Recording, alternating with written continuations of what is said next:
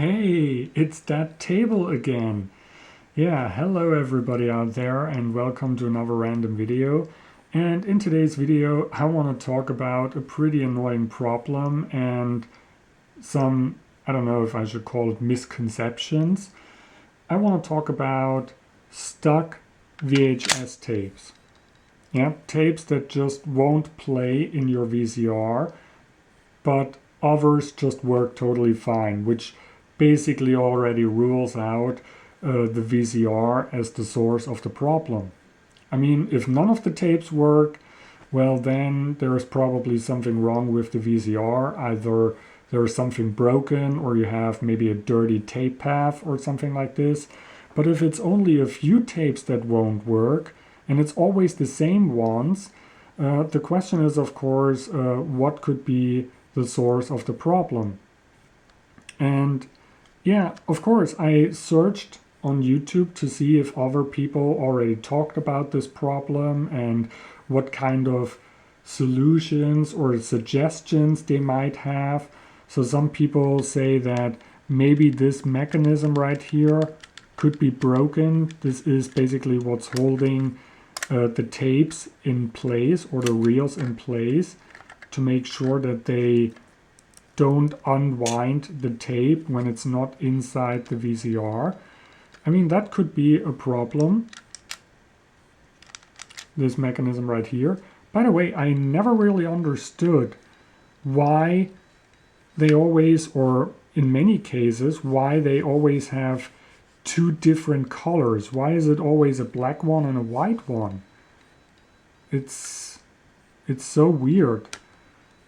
And it makes you wonder.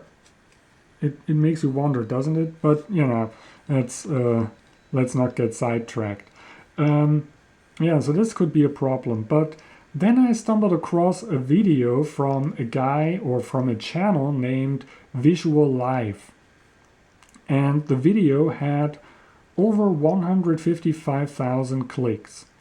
And in this video, the person made the claim that tapes would get stuck because of too much tension or too much friction between the tape reels and the cassette shell. So he made the claim that during playback, those reels would be sliding around at the bottom of the cassette, and that this is causing too much friction because over time the plastic would wear out or something like this, or that there could be some dirt right here and that you should maybe clean that or clean this part right here, or maybe, you know, put the reels into a different cassette shell, and that this would somehow solve the problem. Now, this, I'm sorry if I have to say that, but this is absolutely totally wrong. This is basically like total nonsense, because the problem that he described simply does not exist in real life. You see, the people that designed those cassettes, they weren't stupid. They knew that it would cause additional friction and additional problems if those reels would be sliding around inside the cassette shell. So they figured out a way to basically totally eliminate this problem. So let me show you what I mean. So here I have another VHS tape that I haven't opened up. Now, you see, the interesting thing is it's this. You see that?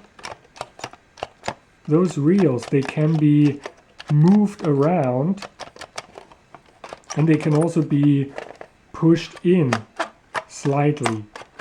And this is a very important thing that you need to know, because when you insert the cassette into your VCR, those reels, they don't rest on the bottom of the cassette shell anymore. Instead, those reels are resting on those little spindles. And yeah, when the cassette is inside the VCR, the reels are being slightly pushed upward. Not much, I would say maybe something like 2 to 3 millimeters, something like this. So what I'm trying to say is when the cassette is inside the VCR, the reels are being held in such a position that they don't even get into contact with the rest of the cassette shell. They are basically kind of like in the middle between, you have, with a cassette, you have the bottom and the top. And when the cassette is inside the VCR, the reels are basically in the middle between those two halves. So they don't really get into contact with the cassette shell. Well, that's not entirely true. In fact, the only points of contact are those little knobs right here at the center of the spindles, or at the center of the reels, that are slightly pushing upward against that little aluminum thing right here at the top of the cassette. So yeah, those two little knobs are really the only 2 points of contact between the reels and the cassette when the cassette is inside the VCR. So that's why it just doesn't make sense to claim that there would be too much friction between, that there could be too much friction between the reels and the cassette. Because, yeah, it simply isn't true. Now, the question is, what else? I mean, he made the suggestion that you take out those reels and put them into a different cassette, and that this would somehow solve the problem. Well, that simply isn't true. It just doesn't make any sense. Now the question is, what could you do? How could you solve this problem? What is causing this problem? Well, unfortunately, I would have to say it is the tape itself. And I also have a tape that also wouldn't really work. And when I put this tape inside the VCR, there is so much friction that it actually manages to stop the rotating tape heads. Look at this.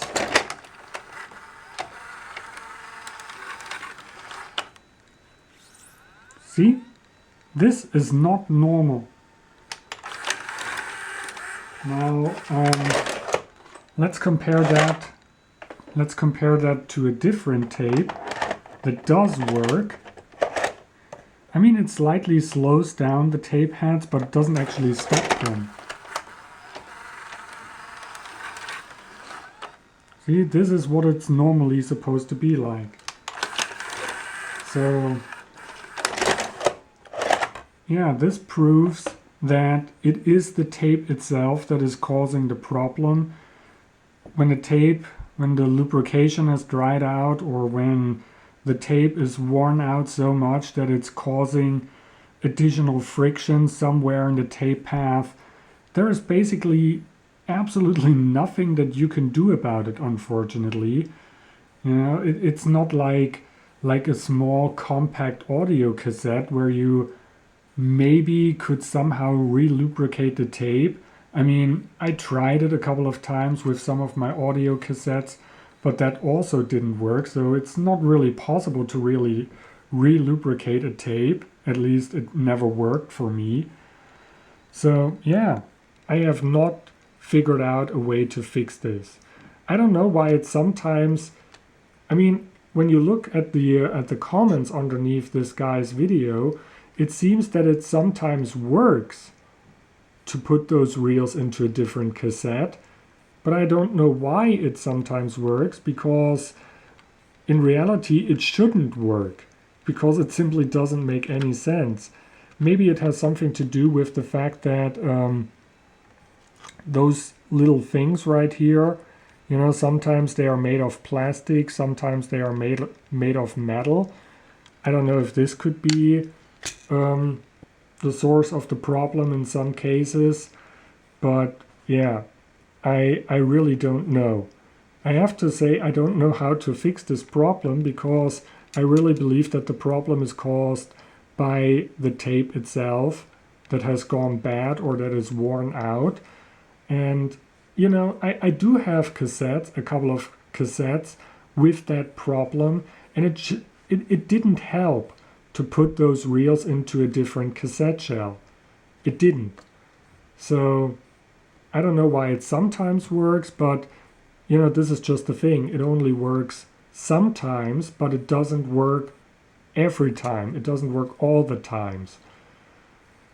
So, yeah.